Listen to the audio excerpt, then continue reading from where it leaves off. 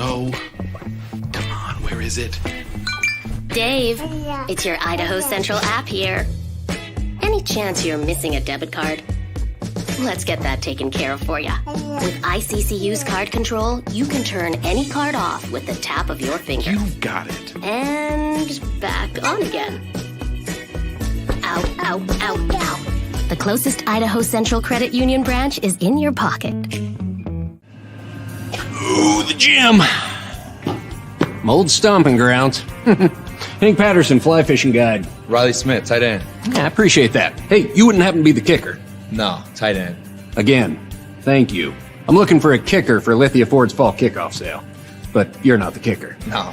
Yeah. Nah, the kicker's probably taller and in a lot better shape. So, okay. What position do you play? Tight end. Squats. Yeah, try it sometime. RowPaint.com, the official paint and coatings company of Boise State Athletics, is going all in this season with an all-star lineup. First up, he led the Broncos to 3 conference championships and 10 20-win seasons. It's Coach Leon Rice. Next, he's the founder and CEO of RowPaint.com. He played a little basketball in high school on the driveway with his mom. It's Andy Rowe.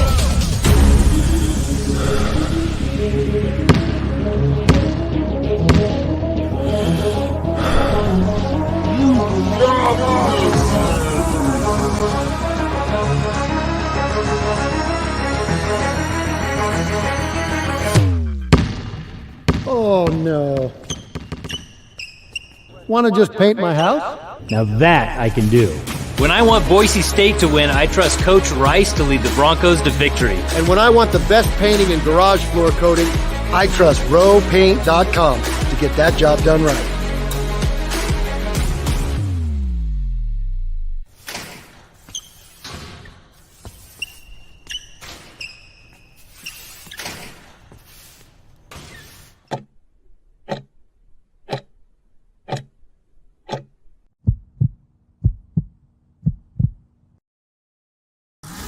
This is Bronco Nation News Live.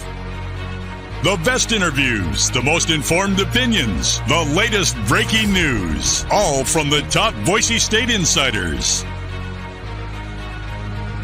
Today's broadcast is coming from the Cutwater Spirits Canned Cocktail Studios. Check out one of their more than 30 flavors of pre-mixed premium cocktails at your local gas station or grocery store. Cutwater Canned Cocktails is perfect for your next game day tailgate party. Now, here's 4-time NSMA Idaho Sports Writer of the Year, BJ Rains, with another edition of Bronco Nation News Live. Hey, how we doing, Boise State fans? Welcome on into a fresh live edition of Bronco Nation News live here at BroncoNationNews.com. We got Jay Tust joining us shortly. A lot to get to today. We're going to talk a little Boise State football pro day. We got some Boise State basketball news with Jace Whiting entering the transfer portal. We got Cam Martin going to join us live as well. Looking forward to this at 9:30. To talk to Cam and talk about his shoulder and how I think it was a lot more hurt than people let on. So football talk, Boise State basketball talk. Got the 12 teams left as we get down to the Elite 8 after today as well. So a lot to get to, and we're excited to do that here on Bronco Nation News Live. Hopefully you subscribe to all of our social media channels. YouTube is the easiest way. We're trying to build that thing up and get to 5,000 subscribers here. So it's just youtube.com/Bronco Nation News. So make sure you follow us on YouTube, Facebook, Twitter, X, wherever you partake in your social media stuff. Hopefully you'll make Bronco Nation News a part of your day. And of course, we'd love to have you subscribe. $50 for that 1 year, one-time fee to get a full year of coverage at BroncoNationNews.com. Use that promo code. You see it at the bottom of your screen there, BNN 50 deal. We were out at the softball game last night, but it got rained out. So not just football and basketball talk. We'll give you coverage of all the sports and well worth $50 in my opinion. So hopefully you will check that out. BroncoNationNews.com. We bring in our man, Jay Tust. There he is.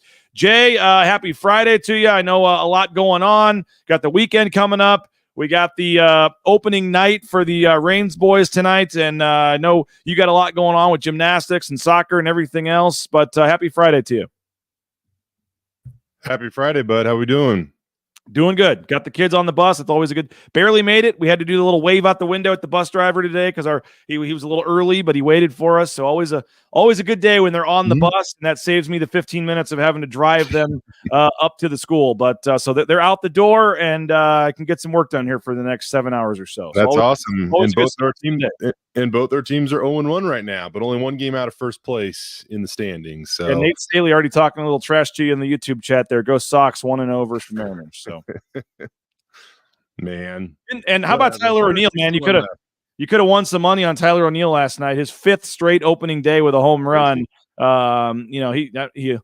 probably went, I didn't look at the box score. He probably went 1 for 4 with 3 strikeouts in the home run. But Tyler O'Neill saw that with the Cardinals plenty. And yes, Mariners are down. Well, he was originally a Mariner. He was back there where he could have been playing. And yeah, Cardinals had a rough one there. We had our interviews yesterday. I had some work to do. I stopped off at Buffalo Wild Wings, stopped off at the gas station, maybe got a couple beverages. It's 2:00. I'm ready for the Cardinals game. And then right away in the first inning, they're down 2-0. And I said, yeah, I saw this a lot last year. I'm going to go back to work. And did some work while I watched the game, and it wasn't that exciting. So we'll see. Well, it's going to be another long year, unfortunately. But man, that Dodgers lineup, dude, gosh. Yeah, great. When you have literally the top 3 are all MVPs, Mookie Betts, Shohei Ohtani, and Freddie Freeman batting 1 through 3. It is just like unbelievable. Yeah, and they keep spending. They just gave their catcher a 10-year contract, which for a catcher is insane, I feel like. Ridiculous. So we'll get to plenty of baseball talk throughout the summer here on Bronco Nation News Live. But today we do actually have real topics to talk about. Jay, we're going to talk some football practice. I mentioned Cam Martin is going to join us, Jay, at 9:30, and that's a dude that showed us the X-rays, asked us to, off the record for a while. We've kind of known this was happening. He talked later in the season.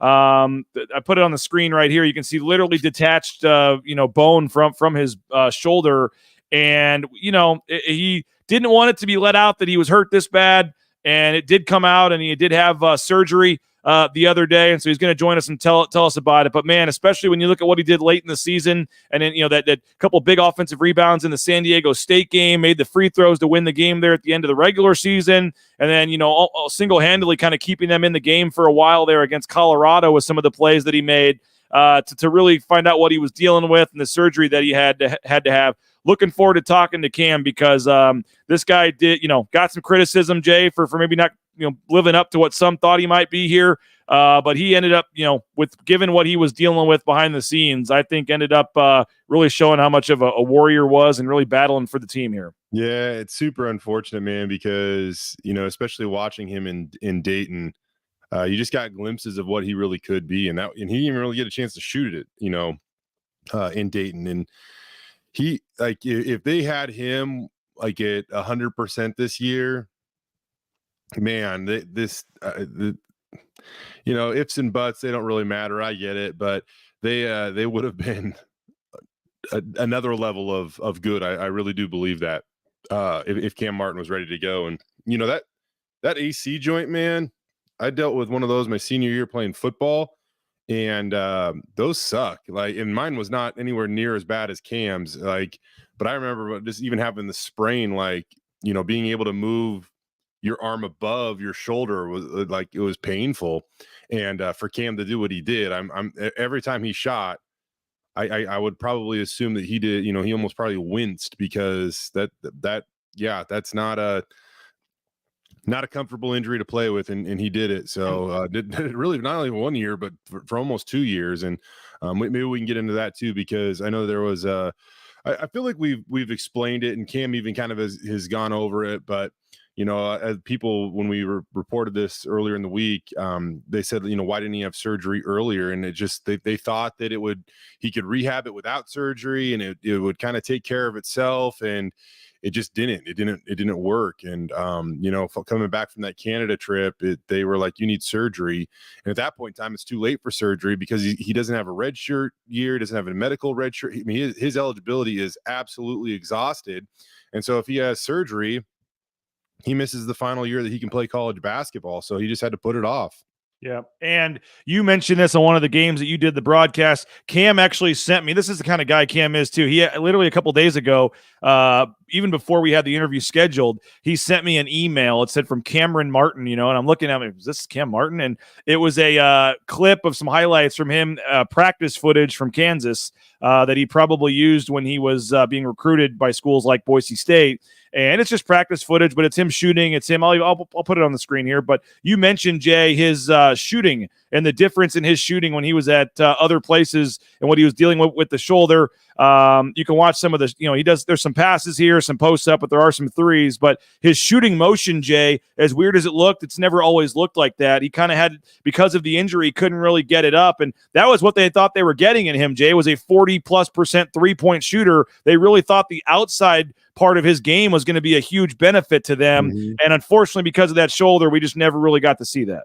Yeah, I mean, look how smooth. I mean, you can see right there, but the previous clip, he did shoot it from over on the wing, and look how smooth he just pulls up and rises and releases. And he developed a little bit of a hitch, but it's all he could do. And Tim Duryea was actually the one that explained that to me on a on a pregame conference call, and he was like, yeah, he kind of has a hitch now, but it's because of his shoulder. So it wasn't quite as smooth, and that's why a lot of fans. It's really tough with injuries, and I know we talk about this even with football and things like that, but there's only so much. I mean, look how smooth that is right there. There's only so much that we can talk about when it comes to injuries, because Cam Martin didn't have to show us that picture, but it allowed us, a little bit of perspective, and more than anything, he doesn't want opponents to know how bad it was probably, but he just a different shooter right there, man. Like Boise State just didn't get to witness that part of Cam Martin's game. And, it's funny because he did make some outside shots this year, but it's just I'll forever now kind of wonder what this team could have been with a fully healthy Cam Martin, because it would have been another level. It would have been another level of good. No doubt.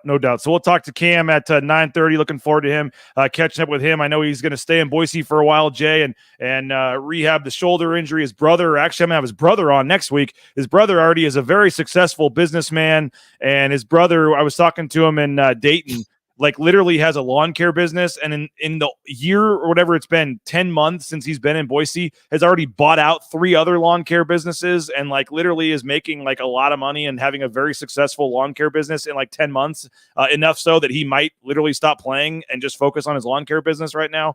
And so he had owned some previous businesses, I think, in the past, and carnival rides and all kinds of stuff. So he's just a very interesting dude, Alex Martin. And he's, I guess, got a house in town. Cam and his fiance are going to stay there while he rehabs the shoulder. We'll get some more information from Cam, but I do know he wants to, and likely once healthy, has a chance to have a pro career, whether that be overseas or wherever. Yes. So he's going to stay in Boise while he rehabs it. And I do think that shows you just, the power of Boise, Idaho, that a guy like Alex Martin and his brother Cam that have never been here now, at least for now, want to stay, even though he's done playing. At least Cam's done playing. So we'll talk to him at 9:30 and get more, but I know his goal is to rehab this and then start that pro career as soon as possible. Some other news, Jay, and I'm not super surprised by this, but I reported last night on Twitter, Jace Whiting is entering the transfer portal. 11 starts, average a little over 3 points, a rebound, and assist a game, 66 games the past 2 seasons, had some very, great positive moments, had some moments like the San Diego State game as a freshman where he kind of struggled to get the ball across half court. It was more positive than negative. One of the best 3-point shooters on the team, just maybe not the biggest guy, had a little trouble at times creating his own shot. I think that, he's a solid player that I think can probably go somewhere and have a chance to make a bigger impact. In the game against Colorado, he only played about 2 minutes. So best wishes to Jace Whiting, but Boise State in the market for another guard. And you do have Chris Lockett coming in. Maybe he saw the writing on the wall. They like Chris Lockett. But at least a scholarship now open. Jace Whiting entering the transfer portal. Yeah. Confirm that as well. And, it's not, I wouldn't say it's super surprising, but they'll miss him. Jace was a little bulldog, man, and he at times really did provide some nice energy off the bench. And I think, maybe his role was still trying to evolve and be defined. And, for a long time, Boise State wanted him to be the backup point guard, but I think we all kind of saw and witnessed like Jace was just more of a scoring guard because that's what he grew up doing, right? Like at Burley High School, he graduated with over 1,400 career points, which at least the time he graduated was the school record. I don't know if it still stands. It might. But, he was just a really good scoring guard. And I think we saw him kind of operate more in that fashion as the season went along this year, and shot it at a 50% clip from three. And, he shot 30 attempts, which might not seem like a ton, but when you're, getting the amount of playing time that Jace got, like that's actually seems like it'd be a really efficient, significant sample size, for a guy that only averages so many minutes per game. But yeah, so now Boise State has another scholarship spot to open up, and I believe they still had one more even prior to that they could utilize, the way that they wanted to. So that gives them 2 spots to maybe go into the transfer portal or figure out how they want to go about that. And we'll see what they do, but it's a chance for Jace to go get playing time somewhere, and it's a chance for Boise State to maybe find a better fit for what they need right now. Yeah, so they lose Cam Martin, Max Rice, Mo Silla from the 3 scholarship guys for sure. They're bringing in 2 high schoolers in Julian Bowie and also Peanut Carmichael from Oregon. So you're correct. They already had 1 spot to go portaling. Now they have 2. Just playing the numbers game like it is every year, I would suspect there's at least 1 more departure. You would look at either a Kobe Young or an RJ Keene potentially. Ironically enough, I saw Kobe Young watching football practice. Somebody's asking rumors he's joining the football team. I don't know if that's. I don't know. Have you heard anything about that, Jay? I think I think he was just there watching practice. I don't know. I don't know about that. But what I'll say, and I mean, this isn't any crazy statement, but this is just it's kind of a big week. Even though everything's probably going on this week is just behind the scenes. I mean, these are as these are typically the weeks like you get eliminated from whatever tournament you're in, and then you have a few days, and then it's this is kind of the week and the time of the week where you probably have all your coaching meetings and you just start to figure stuff out, right? And so that was what they have. The coaches figure out what they have moving forward. Players get an idea of where their position is on a team moving forward, and then you either say sign me up again or hit the portal and go do something else. So I would expect by this time next week we'll have a lot of clarity on what that roster looks like and how Boise State wants to attack the transfer portal and address their needs. And my understanding is a lot of those meetings with Coach Leon Rice and players happened yesterday. Yeah. There may be some more happening today, but that was my understanding. The meeting yesterday when Jace Whiting, and again, this stuff happens both ways. Sometimes it's the player wanting to transfer. Sometimes it's the coach saying, hey, you ain't going to play anymore. You're probably best to go find a spot. You can get more opportunity. It does go both ways in certain circumstances. So I don't 100% know what, this is probably some sort of mutual decision, I would assume, with Jace Whiting. But Kobe Young, I certainly think is a guy that could decide he wants to try to play more elsewhere, could try to say, hey, I'm good enough to earn more minutes here. Same with RJ Keene. I think RJ Keene is a guy that they really, really like and have a lot of potential for. But if I'm a kid from Texas and my whole family lives in Texas and my sister plays volleyball for Baylor, and I'm kind of saying, why am I sitting here not getting in any games when I could be playing and helping a lot of other schools? I could see RJ Keene being a guy that would, and nobody blames Jace Whiting. Go to Utah Valley or go to Weber State or go somewhere closer to your mom at BYU and your family and go kill it there. Nobody wants, again, we're both kids that now we're both parents that have kids that are starting to play sports. And my son tried out for the select team in January and did not make it, and probably would have been a guy that didn't play a lot. That team's dumb. That team's dumb. I get it. I'm not going to call out coaches here, whatever. But you know what? Like, would you rather be the 10th, 11th, 12th player on a team and not play as much, or would you rather be on the rec team and be, the starting shortstop hitting third tonight, and have more fun with your friends? I mean, there's different, and it's not the same exact analogy, but I mean, I do think that Jace Whiting can be a contributor. I think he could have been a contributor on a Mountain West level team. It just didn't work out this year. I'm not saying he's not a Mountain West level caliber of player, but I certainly think there's some other opportunities and potentially closer to home where he could, get more minutes and be an impactful player. And you wonder about Keene and Kobe Young, and those are 2 guys that I think, I think we all think Andrew Meadow has a very bright future. He got a lot of minutes. I would expect him to, be a 6th man type guy next year and get a lot of playing time. But I do wonder about Keene and or Kobe, and I would put the over under at 1 of those 2, probably at least 1 when it's all said and done leaving. Yeah, tough to speculate, but it feels like, with the roster fluidity and things like that, the rules allow today. I would assume that, Boise State will have one more guy. I think that's an accurate guess there, BJ. One more guy probably leave, which opens up one more scholarship, which we'll see how Boise State wants to utilize it. It is kind of interesting, though, when you just think about it, BJ, because, they're bringing in 2 true freshmen. I know they brought in a couple last year as well, but with the transfer portal, you really have to figure out how you want to balance out your roster, because now typically if you go to the portal, you're going to get some older guys. Well, they already have Omar Stanley, Tyson Dagenhart. We'll see, Chibuzo Wabo has the potential to come back. And so all of a sudden, if you start to add older guys, man, that's already 3 monsters you're going to lose that are going to run out of eligibility next year if all of them come back. And so if you add another senior to that mix, that's, you're going to almost lose your whole freaking roster, right? So that's definitely something you probably have to, think about as you go into the portal and try to address your needs. I mean, sure, you want to pull the best player out of that thing that can help your team immediately.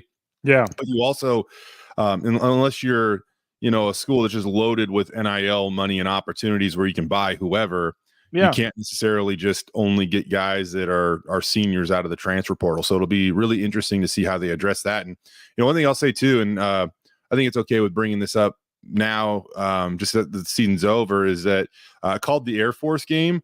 Kobe broke his finger in that game. And so another guy that, played through some pain and, persevered throughout the season that deserves a little bit of a, some acknowledgement there that, was fighting through something. And I know, kid, man, he gets thrown into the NCAA tournament game after not really even having played in like a month. And he fought, and he's a terrific athlete. Yeah. So excited to see, whether it's here or somewhere else, I don't know, but excited to see what the future holds for a kid like him. And I do agree with you in terms of balancing out the roster, but I would say now more than ever, as you know, Jay, it is easier if you have to just go get a senior. If you need to get an older guy and replace them, you don't want to. There are times where you have to balance it better, and with the guys sitting out a year in the old rule, but now, NIL money is a big part of it. You can only bring in so many guys, but theoretically, if you lose 5 starters, it's not nearly as hard as it used to be to go find another junior or senior next year if you have to. So I think you really are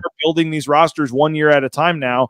And, Boise State still calls himself a developmental program. They've got Ugbo and Lockett ready to go. And then you have Carmichael and Bowie, and I'm sure they'd love if they could to redshirt those guys and have them take over the next year. And I mean, a couple of people asked about Carmichael. I don't know the answer to that yet. I mean, let's see what the roster looks like. I think they would love to do a Chris Lockett situation and not do it, but nowadays, like you said, with NIL money and kids wanting to go somewhere where they can play right away, and you're not seeing as many kids redshirt as they used to, and you're not seeing teams take as many red shirts because, you're not expecting Pearson Carmichael to be here for 5 years. After 2 or 3 years, nothing's given. So it is interesting, but you've got 4 guys, you said, that are all young guys, either redshirt freshmen or freshmen coming in next year. I think you need a backup big man for sure, or not, backup big man, but another quality big man to replace Cam Martin. And then you need another quality guard to replace Max Rice that can get in there. And you likely want someone that can shoot the 3. I think you need somebody else, Roddy Anderson type, that can get to the rim, create his own shot a little more. Those are probably the 2, immediate needs. And let's, Jay, give them, I do want to get to football here in a minute, but let's give them credit, man. You look at the portal additions they've made in recent years, and in particular this last year, they pretty much went 3 for 3. And if you can you go 2 for 2 again, or get 2 or 3 more guys of that caliber, and you look at the trade in 2 years of what you would have made to upgrade your roster with all these guys potentially coming back. The opportunity is there, as I've said, and I know Prater scoffed at it a little bit, but I'll use the word significant. I think next year's team could be significantly better than this year's team if you get the right additions and bring back the guys you're supposed to bring back. And nothing against a Jace Whiting or an RJ Keene or a Kobe Young, but with last year it was Pavle Kuzmanovic and Burke Smith and Sada Nganga, and you look at the 3 for 3 trade they made there. That's just the way it is now, and I think there's an opportunity with some of the spots available for Boise State to make some big upgrades. I mean, this is such the Rubik's Cube you're trying to figure out, right, BJ? And you say that next year's team could have been significantly better, or could be significantly better than this year's team. Man, again, I'll always wonder what this year's team would have been like with Cam Martin at a hundo, because I think that this team would have been so dangerous with his full arsenal of skills available to this team. Now, yeah, moving along to next year, I do kind of agree with you. They have to figure it out of the transfer portal, and that shooting guard position is going to be the one that now is probably the biggest emphasis for them, because they need to bring in a shooter. And now that Jace Whiting's gone, I really thought that Jace would have been a nice complementary piece to whoever that starter would have been, because again, he came off the bench and shot it at a 50% clip this year. Yep. And so now they have to find both of those pieces, right, BJ? So you have to find basically 2 shooting guards, a starter and a guy you feel comfortable as the backup there.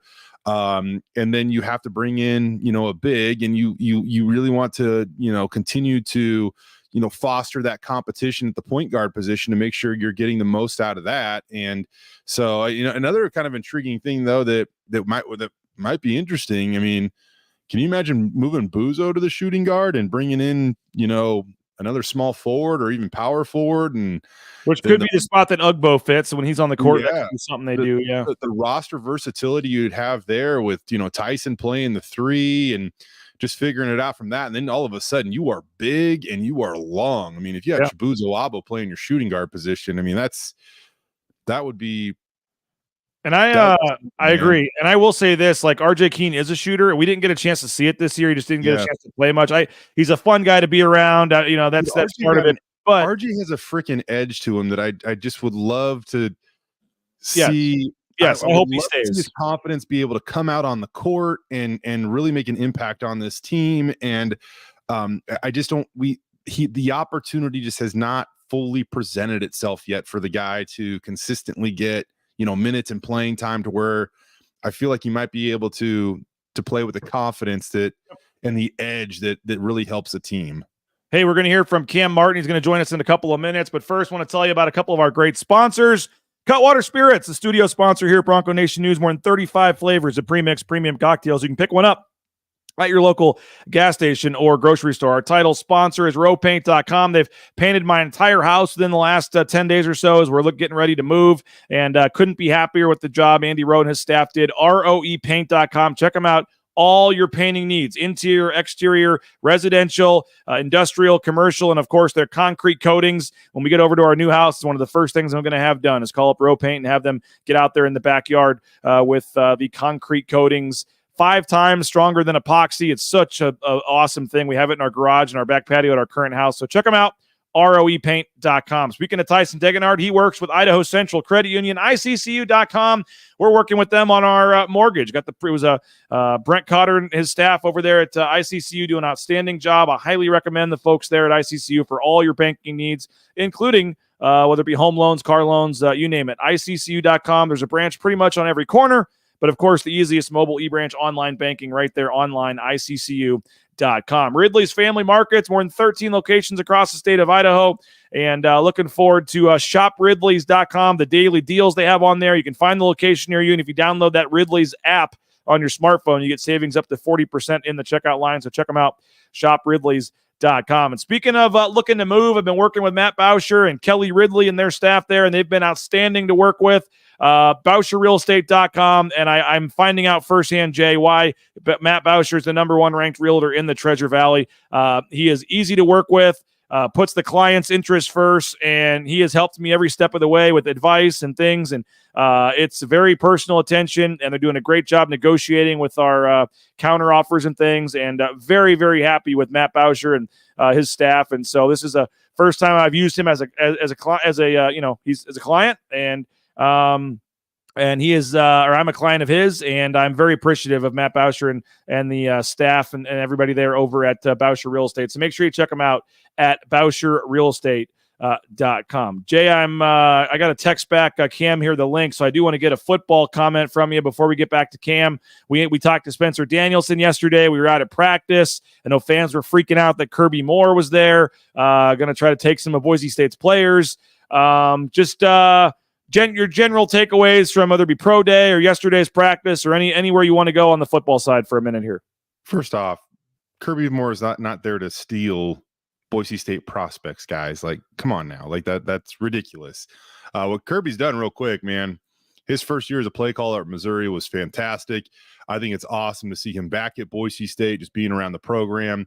And I know that it was just a quick little vacation for him. Wanted to come back to the old stomping grounds with his wife and just check out the city and connect with some old teammates, because he's got a lot of teammates, former teammates, that are now on staff at Boise State. Nate Potter and obviously Matt Miller and those guys. So cool to see him back in town for a little bit. And really, the one thing that's noticeable to me, BJ, about just the practice scene right now is it really does feel like it's pushing a family atmosphere, whatever that means. I don't know if that equates to wins or whatever on, the Saturdays in the fall, but Matt Paradis was also out there and kind of, talking with some of the offensive linemen, which I can only imagine would be unbelievably encouraging. And he actually spoke with the team yesterday too. But Spencer's all about getting those people back and trying to, create that family atmosphere, which I think you certainly feel if you hang out at practice right now, more so than I've ever really noticed, to be honest with you. Yes. It's kind of hard to read too far between the lines of some of the stuff we see right now, BJ, just because there isn't the full arsenal of players. Even some of the players that are out there, like a Maddox Madsen, doesn't have his full arsenal, right? And so I think that, this quarterback competition battle is going to be, absolutely real. It's going to push on into fall camp and may the best man win, to be honest with you.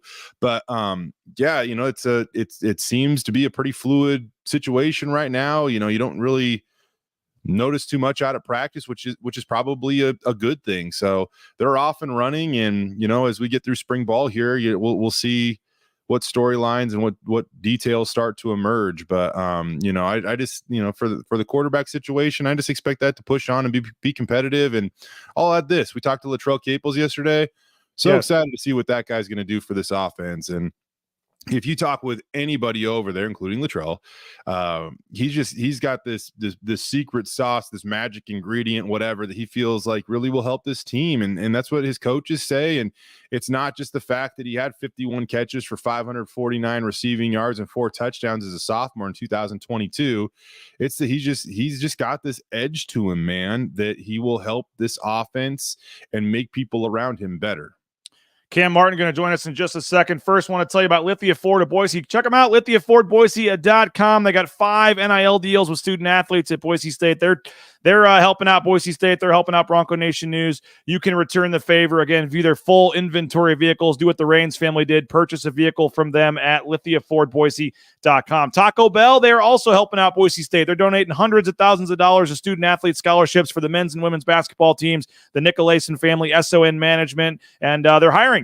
You get free food and you get half your wages the very next day after your shift. Get more information online at TacoBellWorks.com. You need some Boise State gear? Check out the Blue and Orange Store, theblueandorangestore.com. Online, you get free shipping for any order over $40, or if you're in the Boise area, you can go to the Boise Town Square Mall there on the second floor next to Pro Image. Shirts, caps, bumper stickers, car flags, sweatshirts, jackets, you name it. They got it all at the Blue and Orange Store and the blueandorangestore.com. TCS, Transportation Compliance Service. If you need a job, check them out. They can help you get into the trucking industry and out there on the open road in no time. Transcomservice.com helps you with all the DOT overweight permits, all the things you need to get out there towing that first load in no time. More than 75% of the people that try to do it themselves end up going out of business. So check them out online at transcomservice.com. And Bronco Brew Coffee at broncobrew.coffee. They're helping the NIL game at Boise State. Check them out, broncobrew.coffee. And that's a great local company, and it's fresh delivered coffee at your doorstep within 24 hours of ordering.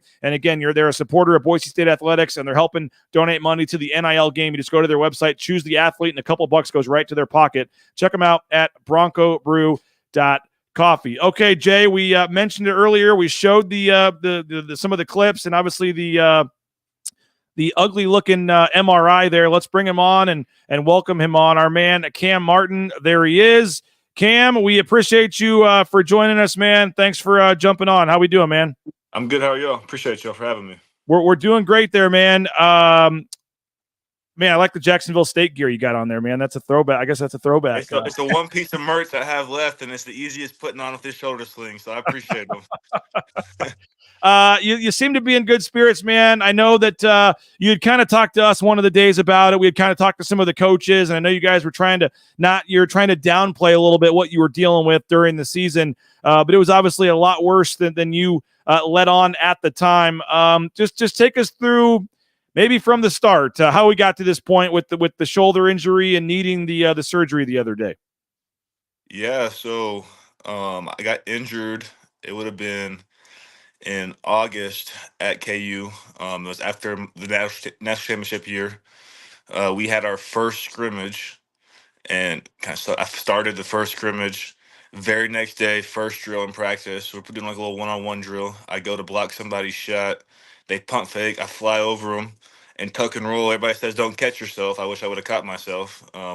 Went right in that shoulder and just separated it. Went to the doctors like immediately that day. Met with the doctors, and they were pretty much like, "You can have this surgery right now, or if you choose to go the rehab route, we think we can get you back by start of conference play." And like we have full, like we think for sure we'll get you back healthy. You'll be good by conference play, and you can play this season. But if you have the surgery now, you're missing the whole year. So I obviously decided to go with the non-surgical route. Then tried coming back and just still had so much pain. Met with the doctors, and again just told them I can't play through this. Decided to medical red shirt. They're like, just keep rehabbing and you'll be fine. So I just back my mind. Okay, if I keep I said 6 to 8 months post injury, all the pain will start going away and you'll be good. So like the 6 to 8 month range was like that summer when I was coming to Boise. So I was still the whole time in pain at Boise, just thinking, okay, just keep getting through it. Like it's gonna be fine. Like this kid said, so in the summer, 8 months, whatever. We go to that Canada trip, still had a bunch of pain. I mean, numbness in the hands, just couldn't shoot the ball. I'd be on the block and I'd shoot a ball from 8 feet and it might go 4 feet. So I went back to the doctors in Boise and they're like, "Yeah, man, you need surgery. You should have had surgery." I get all my doctor notes back from KU, and in the doctor's notes, it said that if it didn't heal after 3 months, they recommended surgery. Didn't relay that message to me, but that's a whole nother story. So I met with a doctor in Boise, found I needed surgery, but it was going to put me out for this season. So then I had a tough choice. Like, okay, do I fix my shoulder now or do I wait a whole nother year? And I wasn't going to miss this season. So then, I decided to follow through with the season and just try and play through it. Unreal, Cam. I know that we have kind of talked about this and we've tried to without, I would say, you showed us the x-ray months ago, and obviously you didn't want that out there. And we respected that. We tried to convey what you were going through to maybe the casual basketball fan, focusing on your shooting though. Like, how drastically different did that change one of the best parts of your game, which was your ability to shoot the basketball? And how did you figure out how you could shoot? Because all of a sudden you had this bit of a hitch in how you shot. So how did that change one of the best attributes of your game? I mean, it changed so much. I say one of the biggest things is I said my whole career I relied on like just outworking everybody. I would be in the gym, getting more reps every night. Didn't matter if we played, whatever. I'd go shoot more before the game, after the game, and just like beating people with my work ethic. And with this injury, this whole time I've been in Boise, I've probably been to the gym 4 times outside of practice just because I can't go shoot without having instant pain. And so that was a huge thing. It's just being able to not get the reps up that I'm used to. And then as much as it was with my 3-point shot, even shooting like hook shots and like layups around the rim, I mean, anything overhead just did not feel normal. And like, I mean, there'd be passes where I try and catch a pass over my head and just go straight through my hands. Like, it's such a weird injury. You have to like really go through it to fully understand. Like your mind saying one thing and then like your hands and your body just not working. But I'm so glad I'm over that and had a successful surgery and gonna move on from that. You posted the picture I'm putting on the screen of the X-ray. So it's just, I mean, it's hard to fathom, man, playing in a Division I college basketball game and doing what you did, especially late in the season with a shoulder that looked like this. But this was even a photo from like during the season, right? I mean, this is, or I don't know when this one was taken, but you showed us one that was during the season at one point. I mean, you mentioned the pain and stuff, but I mean, just literally to have your shoulder looking like this, how were you able on a day-to-day basis to get out there and continue playing? Yeah, no. So that picture was taken after the San Jose game, before the Colorado State game. I think it was like second conference game. And that's when, I mean, obviously the pain was getting worse, and like just the hand numbness and stuff was also getting a lot worse throughout the season.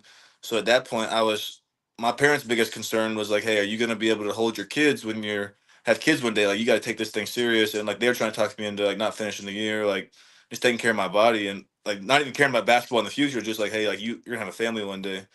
Um, but then I decided to keep playing, and and just as much as like basketball pain, it was like everyday pain. Like just walking in the kitchen, picking up a gallon of milk, like just standing in the kitchen cooking, like having to. I know my fiance was so tired of me saying, "Hey, come here, give me a quick shoulder rub," like, and just because I mean it was just constant pain all day. Every time I picked my arm above my head, it popped 3 or 4 times. Like, so just the constant pain was, yeah, it was a lot. What was the official? Oh, go for it, BJ. I was just going to say, I was at that San Jose game, and I remember in the second half, you were sitting over there on the side, and I didn't know that the shoulder was as bad as it was. And I thought, okay, he's over there not happy because he's not playing, and Omar Stanley's getting all this playing time, and he came here and thought he was going to be the star, and it wasn't working out. And I had no idea what you were dealing with, and it just wasn't. You came here to be healthy and to be this star and have this great year, and then and the team was down by 10 in the second half against San Jose in the opener, and you're just sitting over there. And I mean, I said on the show afterwards, I didn't like the body language. I didn't know what was going, and obviously had no idea what was going on. But that second half sitting over there, that had to be I assume that was injury related, and maybe that at that point it wasn't, but that had to be the low point for you during that San Jose game. And as you said, deciding and then missing the one game. But I know that literally was a 50-50 for you, right? Where you could have just shut it down, or that was when you had to make the decision what you were going to do. But I just think back to that second half of the San Jose game, and you just seem so dejected over there on the bench. And now it comes to light that I was dead wrong as to what I thought was going on. But it's crazy to think about that kind of being the moment that could have gone one way or the other. I mean, yeah, no. So it was a lot of, like, more than that what people knew. So after the Orlando tournament, I was still in the starting lineup at the time. I went to Leon. I was like, hey, straight up, I do my shoulder isn't right. I even thought about that time. I was like, people were trying to tell me I should get surgery. Like, I just wanted you to know, like, I'm not healthy. Like, we had that 3 games in 4 days, that long trip, whatever, and we came back and had like a shooting workout, and I got in it for about a minute. I mean, I couldn't get the ball to the rim. Like, I was just like chunking it up. Like, so I went to him and told him I I was like, hey man, like I'm not healthy. Like, I don't know what you want me to do. And we just came to agreement, like, hey, okay, we'll lighten your load. We'll start practicing you less. You'll come off the bench. Like, we'll start adjusting it just to get you through the season. Um, so yeah, I mean, I knew after them first couple of games, like it was not going to be a season I thought it was going to be, and I just had to make the best out of it. So BJ, throw that picture back up of his shoulder, and Cam, to the best of your ability, what was the official diagnosis here, and what is that shoulder supposed to look like? I assume those two bones, they're not necessarily supposed to be attached, but connected in one way, shape, or form. I assume. Yeah, so I got the new X-ray of Dr. Gremlin and fixed it, and it's kind of just like they're just pushed down. They put fake tissue around it and cadaver tissue, and so it's kind of like a straight line across. Mm-hmm. So KU told me it was a grade 3 AC separation, but after talking with the Boise doctor stuff, they classified it as a grade 5 AC separation. Man, and I think I told you this at one point in time. I had like it was grade 1 or 2, and tried to play football with it my senior year of high school. And it's for people that don't understand, like, again, mine was way less significant than yours, and I could barely lift my arm like above my shoulder. So the fact that you play a sport where you primarily live with your, hands or arms above your shoulder to find success is pretty remarkable. So, how did all this test your love for the game, Cam? And like in any weird roundabout way, did it kind of grow your love for the game at all? I said there was times it tested my love very much because I poured so much into basketball, and it's been a long 3 years, and so many times I was like, I'm not getting back what I gave to this game. And but then you get the moments like I had at San Diego State, or things like the wins like that, and it reminds you, like, okay, this is what I do it for. But yeah, no, it was very hard this season from like a team standpoint, just because I'm sitting there thinking, like, in early season, like, dude, if I'm healthy, like, we're killing these teams. It's and it's just so frustrating as a competitor to be losing games, not being able to help. Like, it's one thing to lose and know, okay, I lost to a team that's better than us or whatever, but not being to your full strength and always having them what ifs. I mean, it just would eat me alive.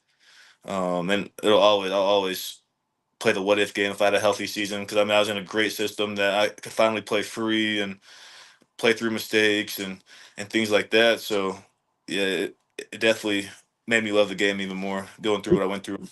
We played some of the clips earlier in the show that you had emailed me, and I'm going to put some more of them up on the screen now while we're talking. But just the difference in your game. We talked about it with Jay earlier, but I mean, you mentioned that being a fit in the system, and you obviously your outside shot was something they really liked, and you were well over 40% from three, and we never really got to see that part of your game. I guess from that standpoint, as we're showing some of the clips here from your KU days, just how much of your game did Boise State fans actually get to see this year? I mean, I don't even think they got to see 50% because it's not just like this. Yeah, the shooting would help. I mean, it makes guys come up and guard you. But if people thought I was a good passer with no shot, I mean, I think one of my biggest assets to my game is my shot fake. So you got guys shooting 45%, 40%, whatever you call it, and then you're able to shot fake when they're having to run at you and close you out. I mean, it would have made the guys on our team so much better. Guys like Max, Booz, they've got so many more open shots, like guys in the corner. So yeah, I don't even think Boise State fans got to see half of my full potential or what I'm going to get back to. So what is your future? Oh, go ahead, Jay. I was just gonna say, Cam, you played in college for 7 years, so I think you would have an accurate assessment of the season you just went through and what you possibly could have done. So you ended up averaging 17 minutes per game, again, primarily off the bench. You shoot 18.5% from three. You average a little over 5 points, 4.5 rebounds, 2.5 assists, which you're one of the leading assist guys on the team. What do you think that? Again, I'm asking you to guess here. What do you think a fully healthy Cam Martin stat line would have been this year in the Mountain West?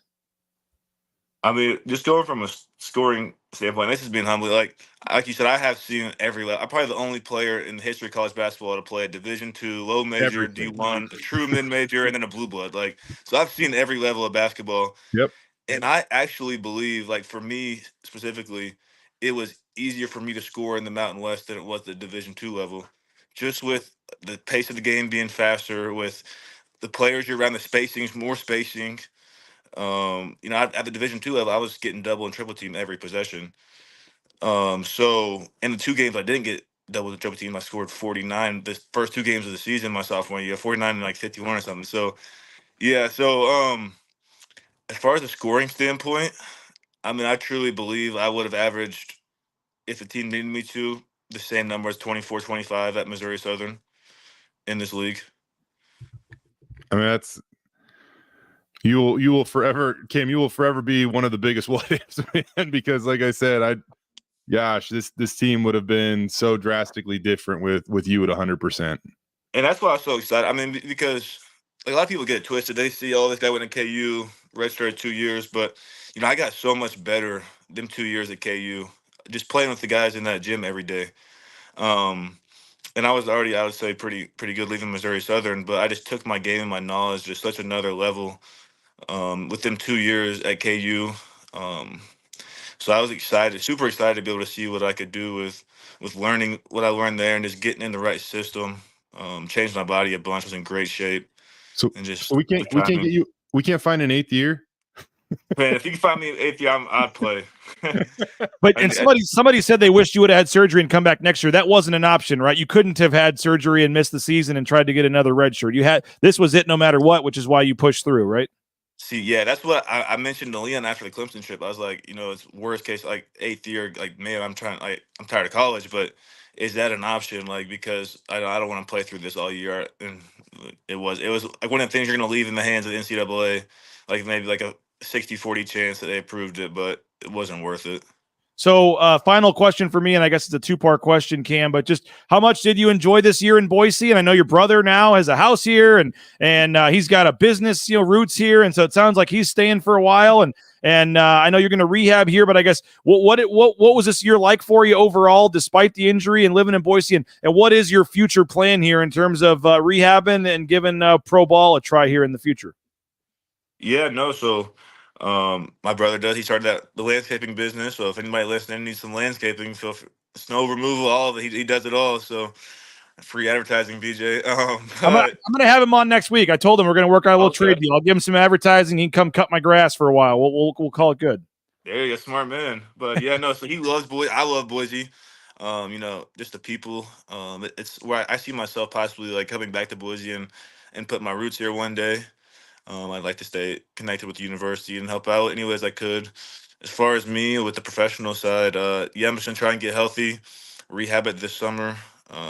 Gonna work out with Duryea. Some I heard he was the shot doctor, so we're gonna break down my shot and try and get it back. Maybe even get it a little better than it was. So yeah, do that, and then the plan is hopefully get healthy by summer league. It's kind of a stretch. If so, I got an agent I'm gonna go with and got he has a connection to summer leagues. I'll play in that, and then just go from there. Maybe G League route, and if not, go overseas. And you're getting married too, right? August 10th. Yeah, Manhattan, Kansas. My fiance's hometown. Okay, I was going to say something about Manhattan, Kansas, but if it's her hometown, I'll let it. They don't have softball, so that's why she went straight to KU. But yeah. I'm sure Lawrence has a lot of things Manhattan doesn't have, but I'll leave it at that. There, Cam. Yeah.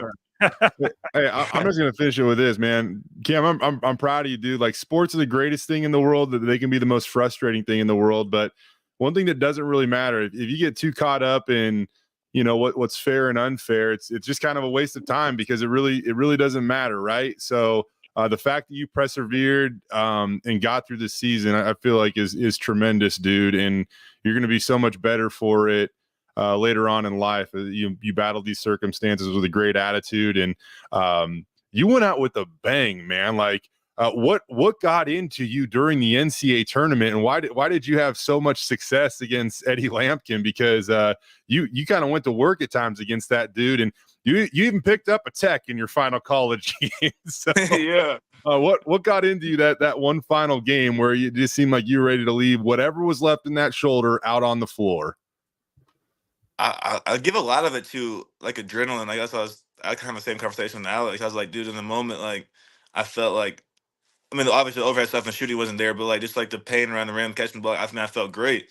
But like after that game, I remember that next day I was walking around like, God dang, like I just went through war. Like there's no way I could practice today. Like, so I think adrenaline helped out a lot in them certain situations. So it was one thing, like it was tough sometimes coming off the bench, like getting stiff and going in there for 4 minutes and sitting and getting tight again, like getting out there and getting a rhythm and keeping the sweat helped a lot. That's why sometimes in practice it was less painful than it was in games, just because you're constantly going without stopping and starting, media timeouts, halftime. So I think that definitely played a part in it as well.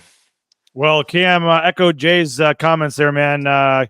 Best of luck in the future here. We appreciate you coming on, and now that we kind of have the inside story, it's even more amazing than we thought what you were able to do to get out there and play.